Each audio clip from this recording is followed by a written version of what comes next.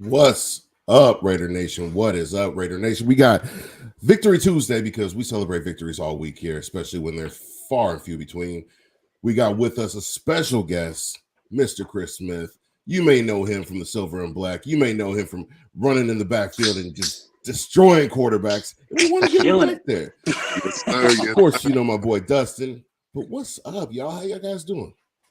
Doing good, man.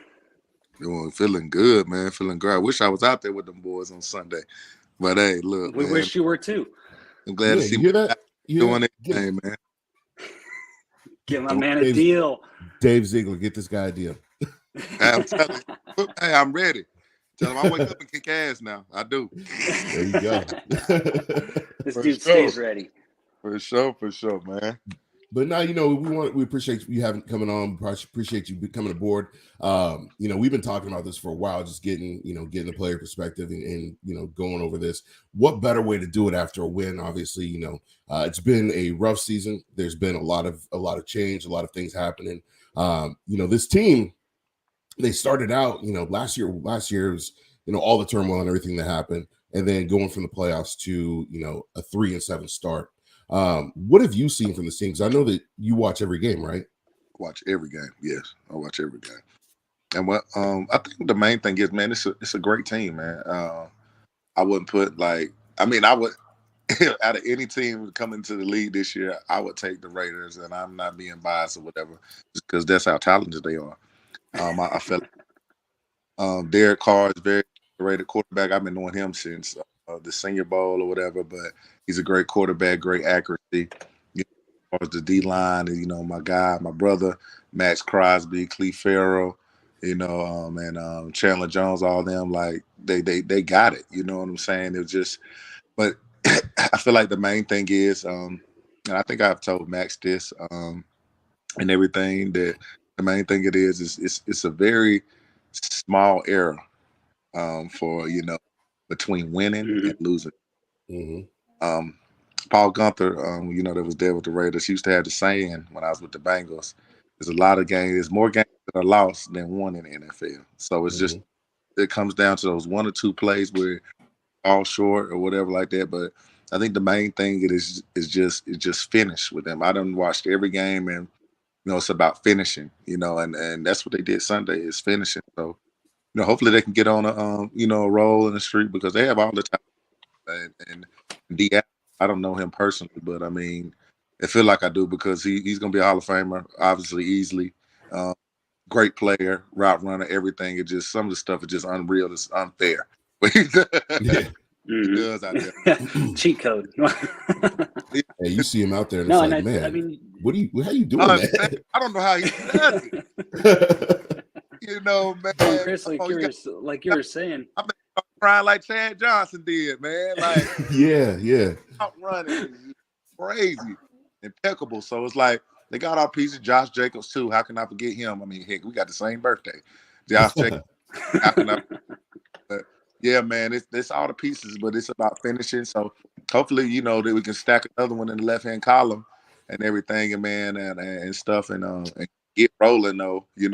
This second part of the season and stuff, because anything can happen. We like the fans remember the games in November and December, so anything can happen, man. So get on the roll, and let's get to going. Well, and I think like what you were saying, Chris, is like you said, it's such a small margin of error between a win and a loss.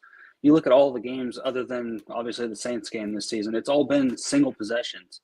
You change that one possession, and you're looking at a 9-1 team. Facts. So I think that's why the fans are so frustrated, is because it's like you're literally right there. Mm-hmm. You're looking at a 9-1 team, and it's maddening, because it's literally one possession. And the thing about it too is, if I didn't show you the score of the games and you look at like the stats, like I think like even Jacksonville, Devontae, had I think 146 yards, either one or two TDs, something like that. Like it's like, hold on, like you're not supposed to lose with those. No. No, he was lighting them up in the first half. I think I seen DC. He had I don't know if it was 1 or 2 games ago. He was doing an interview, and they had he was like his QB rating was top 10 in the league. Like, you know, it just like you said, it just comes down to those little things, man. You know, I always had this saying of, you know, everybody do they 111, you know what I'm saying, for all, you know, for every minute of the game, you know, all 4 quarters, man. And it's just one thing. And I know I done been on so many teams or whatever like that I know, man, that's football, that you know, you're playing at the highest level. So it's almost got to be perfection every Sunday. Because even my he's one of my close friends too, Jamie Collins. He always say, man, teams will use your strengths against you. Yeah. It just, you know, it is what it is. But I'm just glad that, you know, they got that W against the Broncos, and hopefully, you know, which I know they will build on that though. Yeah, it's always nice getting, you know, sweeping the Broncos. It's been 3 years in a row now. You know, look, the Denver Broncos have never beaten the Las Vegas Raiders. So as long as the Raiders have been in Vegas, they've never won. And you could put Drew Lock back there, you could put Teddy Bridgewater back there. Hey, you could put Russ back there. They ain't gonna beat the Raiders. I think I started that, man. Yeah. He's there. The guys, but I started that, man. Yeah. You know, you were there for that inaugural season in Vegas. What was that like, you know, with the team moving to Vegas, being that first year, not, you know, playing in front of no fans in an empty stadium? What was that like? Man, I'll tell you the truth. Like, when I first got the call from my agent and he said, you know, the Raiders want to bring you in for a workout and stuff like that, I was thinking Oakland. I don't know why I was thinking Oakland. I forgot. Like, I really forgot. And when they booked my flight and I said Vegas, and that was the final destination, I said, hold on. I said, oh my God, they did move. What am I thinking, man? No, that was just the connector. Yeah. God, I was like, good gracious. But it was one thing it's an amazing atmosphere. I mean, of course, I was there for the year, you know, during COVID, where, I mean, it was empty or whatever, you know, no stuff like that. And that was frustrating. But even with no fans in there and we were playing, like, I used to say to Max all the time, I said, bro, when we're able to have fans in here, like, it is going to be crazy. And then I go to the Baltimore Ravens and we played in the first game of the year. And yes, they beat us. And it was crazy. You know what I'm saying? But just my first year there experience, man, I felt like, and that's when me, Max, and Cleve Farrell, all us got, even Kendall Victors or whatever got close and stuff like that. It really like brought me back in tune to, you know, being a better football player, because I had, you know, had the tragedy by losing my girlfriend and stuff the year before, and getting, you know, released by the Cleveland Browns. So like, I feel like I didn't have it no more. So all I did was during the COVID was just work out, go hard. With my brother or whatever, he's my trainer and stuff. And all I did was work out, go hard. And I was like, man, I just want to just one more year to prove myself, to show that Chris Smith is back. I'm a pass rusher. My mind is cleared and stuff. And just to get the call from the Raiders, and you know, Coach Polly was the defensive coordinator at that time. That, you know, was my coordinator with Cincinnati. Just to get back with him and stuff. And it was kind of funny. He was vouching for me, you know, for the workout. Like, this guy's like this and that. And he's like, man, Chris, he called me tonight for the workout. Like, Chris, please be in shape. Please. I said, you ever, like, it can't, nothing they can throw at me that I'm not, you know what I'm saying, that I can't do. And after the first 5 minutes of the workout, I mean, Coach Marinelli, you know, one of the great D-line coaches in the NFL, it was over with. He said, man, go pack your bag. Hey, you good? You staying here. Like, nice. It was just one of those. And the thing about it, being an older guy, you know, most older guys or whatever like that, you know, they don't want to learn from younger guys. But I'm like, man, I say they gave me motivation the way they were going through visual and stuff. I said, good gracious of life. And it got me going, because I'm a competitor at the end of the day. I love to compete. Like, I love that. Like, that's something that's in my nature. I love doing that or whatever like that. So, you know, just to get around those guys. I mean, obviously, I'll never have a motor like Max Crosby, but I try to. There's not many that do. Right? Max is built different. Yeah, he's built very different. But like, yeah, man, it was a great experience, and you know, it got me, you know, revamped to show I could still play in this league. I had a big Sports Illustrated story the week of the Chiefs, which was my first game up or whatever, because I started out on the veteran practice squad since I got there so late. And it was just crazy. It was a blessing. I always tell people this, they laugh. So the first play of the game, I get in, right? I get a tackle. I'm like, okay, yeah, I'm good. And then the very next play, I sacked Patrick Mahomes. And I was so tired off that play. I got the sack celebrated, and I just ran off the field. And Coach Drew was like, "What you? Hey, are you all right? You good? You just got a sack, man. You want to stay here?" And I said, "Coach, it's been a while. Hold on, let me get my breath." And just Where's that oxygen tank? Where's the oxygen tank? I say, "Oh my gosh, man!" But I mean, it just felt so good, and just like that's one of the best feelings of my life, just to, just overcome adversity and stuff, and then just to show you can respond to adversity and stuff like that. And I wouldn't, write it any other way, man. Just coming in beating the Chiefs, with that game and stuff like that when we were the underdogs and stuff like that. So it was one great experience, man. Just being in Vegas, though. I wish I would have been there with the fans and stuff like that. But it was a great experience just being a part of that team. So I got to ask you something about that Chiefs game, because obviously there's that famed bus ride. Did the lap really happen? I think it did. I think we lapped it twice. I didn't know exactly what we were doing. I forgot. I forgot who told me. I was like, hold on, what are we doing? Like, why are we not headed to the airport? He thought the bus driver missed the exit. That lap happened. It did, though. And I forgot who told me on the bus. It might have been Darren Waller or something like that. They said, yeah, man, like, yeah, Gruden's taking the bus around twice, man. Like that. So I mean, that was a great feeling, man. And I think that was my first time ever beating the Chiefs too, out of any team I'd have played for. So yeah, that was a good feeling. That's awesome. One team that's had the Raiders number throughout the years. Even when the only Raiders quarterback that's had success against the Chiefs is surprisingly Jamarcus Russell. He was actually undefeated against them. Oh man, for sure. But the Chiefs, they're a tough team. But being around the league, being in the league for such a long time, what's a team that you had the most fun with? I mean, obviously the Raiders are a team that we're gonna hope it is. But what is the team that you had the most fun with? I would say, Raiders. That's the team I had most fun with. But I feel like the team I had the most fun with and really like grew into as a football player, I say, I was around a great group of guys when I got drafted to Jacksonville with Chris Clemens, Red Bryant, Andre, Tyson Alualu, Sindaric Marks, Ryan Davis. Those guys really took me under their wing because I had to learn everything quick. It wasn't no rookie mistakes because I was around a bunch of veterans that were, like 7-8 years in the league, 6 years and everything like that. And I feel like really the transition when I got transitioned to like, okay, like now I have found myself in the NFL and stuff like that is when I got traded to the Cincinnati Bengals and I was with Carlos Dunlap, which is now a chief or whatever, doing good and stuff like that, and Jim Watkins. And those guys really showed me really being versatile and I tell them they prolonged my career or whatever, playing 8 years in the league, is how to rush inside and outside.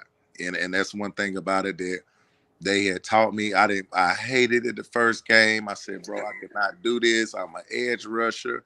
But they really coached me up and really took me under their wing as a little bro and say, hey man, this is how you do it. Especially Geno Atkins just should be another Hall of Famer.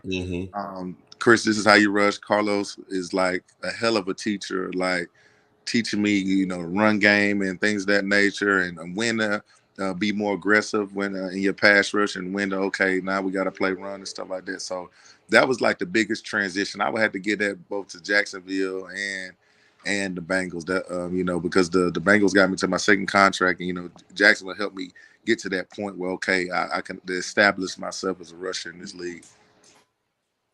Now I got to ask on you. Mine's kind of a two-part question. So, as somebody who's never played a lick of football in their life, like I'm purely a spectator. So, what would be the difference in technique between rushing edge and rushing inside? And I'll follow up with the second part after that. Rushing inside, everything happens quicker. Mm-hmm. You gotta be quick with your move. It's like Yep. you choose the side and go. As far as rushing the edge, it's basically like you're taking. I had to learn that when I was with the Texans last year, but relearn it. It's basically it's more ground to cover, but inside is one of those where, I give those guys hell down there because now I kind of play with it and play chess game with it as far as my alignment and stuff like that. But really, in the inside, you're closer to the quarterback, but everything happens quicker. And the thing about rushing inside makes you a better outside rusher because rushing inside, you got to hear the line slides, you know what I'm saying, which way the line is going or which way they got the protection, and really listen to how they're sliding and how they're blocking you. And that made me better on the edge when the Texans, I was like, I say, man, I ain't got a sack. I ain't got a sack on the edge since my third year in Jacksonville, but the Texans wanted to rush me outside. I was like, I can still do it. You know what I'm saying? I was successful there too, the games I played. But that's the main thing about it is rushing inside it made me myself a smarter rusher, just as far as line coverages and stuff like that. Yeah. So and we got a question here in the. Oh, sorry, yeah. I forgot you had. No, you had that's a fine. question. Go ahead. No, go ahead. I'll save this one. This is just kind of a quick one. What was your welcome to the NFL moment? Where you had that one moment where you're like, oh shit, I'm actually here. Like I'm doing this thing. My welcome to the NFL moment, like with somebody like got a good handle on me. Well, either or, whether you got somebody or somebody got you. From then. So we're gonna start with the bad first. My welcome to the NFL moment was in practice. And I always say this to this day, and that's why he's still playing, man. I think he's going like this. Is this Mercedes 18th year, 19th year? I don't know. But I was in practice and I was supposed to have him man to man. And he had did something, Mercedes, he does UFC fighting and all that stuff, so he's real great with his hands or whatever. He had grabbed me, and I swear it was run the way he had grabbed me on the goal line. And I had a good grip of him, but he threw me, I swear he threw me to the little porta john over there. And the way he did it, like his body control was like the way he threw me or whatever. And like he got open and, scored a touchdown and stuff like that. And Coach Washington, my Coach Todd Washington, my D-line coach at the time, he got in my ass good. But I was like, bro, how did he do that? Like that was it. Like that was it for me. And I'll give you another one, to piggyback off that, playing against Brandon Alber in Miami. Like, guys mostly, when they making the transition from a college rusher to an NFL rusher, they think they can beat everybody with get off. And like, no, you got to hit a move. You got to threaten the offense. And I was not threatening him at all. So that was my two welcome to the NFL moments. Great veterans and stuff like that. But the one thing that gave me confidence, I would say, was my rookie year after going against Brandon Allen and stuff. So I actually sacked Andy Dalton. That was it was like a half a sack or whatever. Then I come back the next week.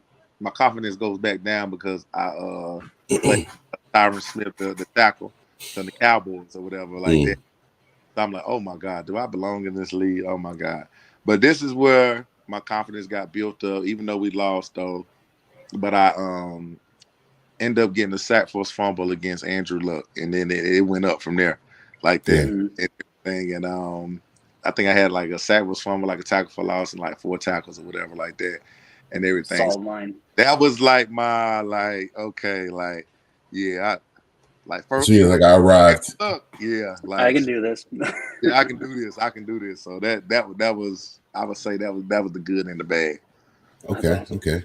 We got a couple questions here from the comments that I want to get into. We got Ivan, my boy Ivan the Great. From an ex-Raiders perspective, what do you think about the whole Derek Carr love-hate relationship from fans and analysts? I hate it, man. I feel like, I might be sounding biased because DC, that's my boy. But if you really look and across the league, like his accuracy is impeccable to me. Like, and as far as not now I'm not even talking about what type of person he is, because obviously he's a great man, great leader, great family man, and stuff like that. But I mean, as far as his quarterback play, man, it's impeccable. His accuracy. I mean, I can just count out plays when they played the Chiefs this year. I was mad that we lost that game or whatever. I told my brother Buddy, I said I was just like D Adams. I wanted to push somebody too. But anyway, I said, man, the one deep ball he threw to Devontae Adams, it was like so pretty. It was like kind of like a basketball player doing a finger roll. Like how he like he just puts that spin on that It's ball. just that flick. It's like effortless. Like I'm like, oh my God. But you got that from the fans. I mean, you got that from the fans and stuff like that. Not everybody's gonna like to love you, but I feel like, saying Derek Carr is the quarterback of the Raiders. He doesn't want to be a quarterback of any other team. I don't even see him. Like if it was all said and done with the Raiders today, like he would be content with that. He don't want to be a quarterback in any other team and stuff like that. And I feel like he's a hell of a quarterback. He's a hell of a quarterback in any situation and a hell of a leader. So and I felt like guys in the locker room would, piggyback me on that, on saying that, like say the same thing, because how they respond to him in the locker room. Guys would respond quicker to Derek Carr than they would a coach. You know what I'm saying? So when I was there, so that's the main thing about it, and that's what you want from your quarterback. So yeah, like I don't like it. I love the Raiders fans. Don't get me wrong, but nah, DC, that's my guy, man. That's my guy, man. Well, we're big DC guys here on this podcast. Yeah. I talk to a lot of guys around the league, and we hear the same thing from players. We hear the same thing from people that are tapped in. And so it's always great to get that player perspective, because it's always different than what the fans see. And a lot of times fans obviously never played the game or played the game at not a high level. And so, it's always fun to see that. We got another question here, which I think is a really great question. We got from the Raider Room. How is it for you to see the growth from Crosby from the time that you played with him and seeing him ascend to a superstar now? I would say with Max, though, it's just some guys just got it, man. I wasn't blessed to have it click until year 4, but some guys are just like, and he's one of those guys that just got it. I mean, I would have Max like kind of, and he was his teammate last year. Yannick, I was blessed to play with him. I done played with some guys now. I play with him. I was blessed to play with Myles Garrett. Like some guys, it just clicks, and that's one of those that click.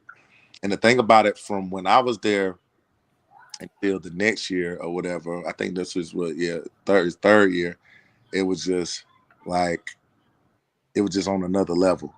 As far as like his moves, I think like he worked more on his craft and stuff. Like he already had the motor, but he worked up more on his moves, because his spin move, I said, boy, you spinning like me out there. Like that thing's lethal, man. Like Lethal. it was lethal, and like, that's one thing about it. This just to be the confidence and everything that's there and stuff like that, and it was just off the charts, man. And that's one thing about it. Like, yes, he's gonna grow each and every year as a player or whatever, but it's one of those that, like, it's his time, his motor. He worked his craft, and that's the one thing I can point out from his game that he elevated to a whole nother level. This last year and this year, just his moves and stuff like that. And thing about it, it's not just in pass rushing; it's how he plays the run and stuff too, man. Like he does everything great, man. So like, man, I'm telling you, he's working his way, to be a future Hall of Famer too, man. I mean, he's just one of those. And the thing about it is, a lot of people looked at it at the Pro Bowl and stuff last year. He had but I mean, when he made the Pro Bowl, I think he had like, 5 or 6 sacks. Maybe he finished I don't remember what 8 sacks. I don't know, but and them press being disruptive, like off the charts. Leading with the pressures, man. It just disruptive. It was crazy. It was just like, I knew the transition when I was with the Ravens last year, and the way he was doing like our tackles and stuff, and I was like, oh my gosh, like I could like I'm on the Raiders. I mean, I'm on the Ravens, so I'm like, I'm kind of not. I'm Can't not be cheering for him. That's my dog. I think so crazy. I say, "Oh my Lord, Jesus," and everything. And he came to the sideline and said, "Chris, tell them they can't block me." I was like, and everything, but Yeah, man, it just the transition. If one thing I can pick out was his moves, man. He worked his crafts on his move, his pass rush moves, and like he can hit any move now, and you see it on the field. Yeah. Mm-hmm. And he's continuously getting better, and he's developed into a leader. We saw the Raiders just nominated him for the Art Rooney Sportsmanship Award, so that's huge. Yeah, and his story just kind of overcoming addiction, everything that he's come through to grow into the leader that he is, to be one of the captains on the team. It's great to see, and it's great to see guys like him, Darren, Derek on this team that really take pride in leading this team. What is one of the funnier moments do you remember from your time with the Raiders? The funnier moments, oh man, there was a bunch of them. He was there with Gru, so there was a bunch of crazy shit going on. That with Coach Gruden or whatever. I don't know if that's the same thing in Raiders Nation right now. Coach Gruden was a character, like one of my guys, man. He was a character and stuff like that, man. I can't remember an actual moment though. I can't remember an actual moment, man. But let's just say this: Coach Gruden had a lot of jokes about the COVID stuff and everything. He did not like that. The rules. Well, when you got dude wearing a sleeve from his T-shirt on the sideline. Hope I don't get him in trouble for saying this. But I don't think you can get in any more trouble than he. Yeah, I know, man. He did. Man, I started busting out laughing. He said, "Man, for this COVID stuff, Roger Goodell wants a Nobel Peace Prize for this, man." For this COVID stuff, he used to say stuff like that, bro. And we cried laughing, but we had that's why we had so much we was the probably number one team that year in the NFL violating the COVID rules or whatever like that. It was, so many rules we had to do and stuff like that he was not happy with though. So that man was out there with a thong on his face. Yeah, he got him wearing like a T-shirt sleeve on the sidelines. Yeah, man. They're calling from the office going, "Gru, that's not going to work, man. That's not going to work."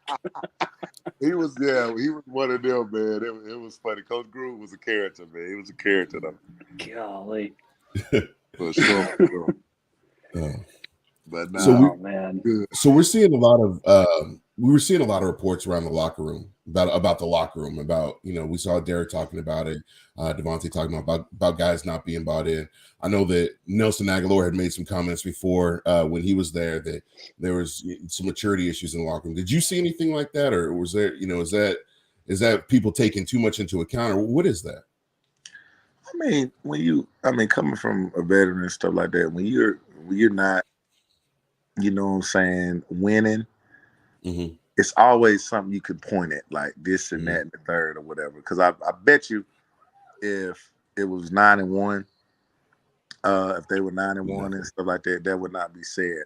No. But I can say this. I mean, at the end of the day, yes, it wasn't no maturity issues or whatever like that. But at the end of the day, I tell people, you got to play the game. I done been on teams where, heck, Myles Garrett is the most goofiest person I know. But when it comes on Sunday, man, at the end of the day, you got to play the game. You got to play the game and stuff like that and everything. And I know everybody's not Myles Garrett and stuff like that and everything, but, it's different strokes for different folks. I mean, some guys, come in before their pregame warm-up, they're quiet and stuff like that. I mean, I remember Geno Atkins, he would talk to you Monday through Saturday. He's not talking at all on Sunday until after the game. And then you got other guys like me that I want to listen to music. I might talk to my dad for 30 minutes, my brother for 30 minutes. Anybody, maybe my boys or whatever like that. And then I'm not going to turn it on to 10 minutes. So I feel like at the end of the day, it's about being on one accord when you're on the field. And I get it, locker room stuff and everything like that. And I'm not in the locker room now, but that's what it comes down to: getting on one accord to play good and on the field on Sunday. And that's the main thing about it, though. And because we're all getting paid to do this. We're professionals, believe it or not. We're all getting paid to do this or whatever like that. So I feel like that having that, the guys need to be more serious. I can't speak on it this year or whatever, but when I was there, I mean, heck, the young guys, they brought, like I just said, like Max Crosby and Cleve Farrell, all them, like they took me under their wing. Yeah. You know what I mean? So I mean, yeah, man. So, but I feel like, yeah, I just when the wins start coming, I mean, that's when everybody, of course, everybody's gonna be happy and stuff like that. Of course. But Yeah, if well, you really of course watch you're not gonna. whatever, it's not the Chargers beating the Raiders. It's not whoever else they played, beating the Raiders. It's the Raiders beating the Raiders at the end of the day. Mhm. Hey man, you can fix yourself though. So that's the main thing about it. It just comes down to the 1 or 2 plays. That's it. Yeah. One or Well, two and I plays. think you're going to start seeing that now. They're starting to, at least to my eye, my untrained eye, they look like they kind of pulled their stuff together on Sunday. The defense, it looked like it came out a little flat maybe in the first half, but Yeah. that second half, man, they came out and it was a whole different animal. You got Perryman out there just busting the line, giving I pressures. love Pittman too. Yeah, dude. You got Max he's sacking dudes from his knees, like Facts. it's just not Facts. it was a totally different animal. Facts though. Facts and everything. So that's the main thing about it, man. It just Yeah. all you need is a spark, man. That's it. A spark or whatever, and it gets contagious. Like I always had to say too, Coach Gus Bradley. So I would say they come in bunches now. They come in bunches. So like wins as far as being defensive linemen, the sacks, touchdowns, and everything on the offensive end, they come in bunches. So it's about needing that spark and whatever. And that win Sunday is probably that spark. Yeah, it'd be nice to get that bunch right now. You got the Seattle Seahawks coming up. You got the Chargers coming up. You got a revenge game coming up, and so I think the Raiders have a bad taste in their mouth from that Week 1 game against the Chargers. Obviously there's some throws that Derek wants back. There's some plays that the team wants back. And at the end of the day, like the AFC West is up for grabs. It's, I mean, aside from the Chiefs, the wild card spot's up for grabs. You look around the AFC West, and this was one of the highly touted divisions coming into the offseason, right? Yeah. And you add Russell Wilson, you've got Justin Herbert over there in Los Angeles. You got obviously Pat Mahomes. You got the Raiders bringing in Devontae Adams and Chandler Jones. And then the AFC West has kind of fallen flat on expectations. What we've seen. What do you think the biggest thing is? I mean, we know we talk about football and anybody can win, anybody can lose, but what is one thing you're seeing around these teams was causing the hype to kind of die down? I don't know. I think the main thing is it might be. I mean, like I say before, I hate to sound like a broken record, but I feel like it's come down to finishing because I watched the Chargers play too and stuff like that, and of course, the Denver Broncos with their struggles and stuff like that, and all that. I mean, outside the Chiefs or whatever, but I feel like that's the main thing. Because I mean, I just seen Justin Herbert a couple games just come out on fire, and then it's like they figure out what they're doing or they make adjustments on at halftime, and it's just like, man. And then one reason for that is, but I think they just got him back last Sunday or whatever, or this past Sunday, Keenan Allen being out too, which is a North Carolina guy. But yeah, man. So I just feel like that's really the main reason what it is. But on paper, I mean, you got the Chandler Jones and Max Crosby, and you got Khalil Mack and Bosa, over there and everything like that, and so I mean, as far as like defensively and offensively, I mean, offense speaks for itself. It's all firepower with the offense with DC being in that division and Patrick Mahomes and Justin Herbert and stuff like that, and adding Russell Wilson. But that's what I feel like it's come to, because even the struggles of Russell Wilson and stuff like that, like it's not like they've been getting blown out. It's just like they're just not scoring. Yeah, it's not scoring, or Yeah. 1 or 2 plays. So that's when you really like study the film. So I think that's what it is, though. But it is still, even though with the division struggles or whatever, it's still, I feel like, a respected division, because I always say it's even given Sunday. It is. Oh yeah. So you still got to respect that division, because hey, like I feel like Justin Herbert has and Derek Carr and Russell Wilson, or whatever, they have just as much talent as Pat Mahomes, and as far as every offense in that division can put up points fast. So you still got to respect it and still be on your P's and Q's. So that's all I got to say with that. But yeah, I feel like that's what it comes down to. Yeah. Well, and I think what a lot of people are missing, and what I'm seeing on social media and stuff, everyone's us Raider fans, we're fired up that we beat the Broncos twice this season, But I think what a lot of people are forgetting is the Broncos have one of the more effective defenses this season. We're talking like top 5, and we're the only team that's put up over 20 points on them all season, and we've done it twice. So I think a lot of people are kind of losing that in the soup, like they're not realizing, hey, this is still a solid defense, and we've put over 20 points on them twice, where nobody else has. So there's reason to celebrate there, and not to mention you're missing Waller, you're missing Renfro, you're missing a load of guys. That's facts right there. Sorry, my kid came over here. He wants some milk. So he's trying to hop into the conversation. I said no. For Thanksgiving, I said, man, I was that Caden's a ham. Tell you. Yeah, don't get Caden started, because he'll come on here and act the fool. he's a future Raider right here too. So that's right. It's a Raider household. But no, man. We appreciate you coming on. Obviously let the fans know where they can find you. Oh, well, find me. First of all, on Instagram 98 Chris Smith. And you can also, if you want a good cocktail and good food, there it is, like that. It's our 1 year anniversary at Cloud South End, Charlotte, North Carolina. 1510 South Mint Road, about 4 doors down from the Panther Stadium. And come watch the Raiders win. Yeah, that's right. I need to make a trip out to Charlotte again. I went out there. a couple years ago for a work trip, and I loved it out there. So I need to make another trip out there. Growing city, man. Growing city.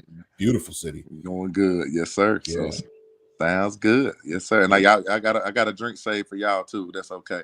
That's right. Hey, pour me a double.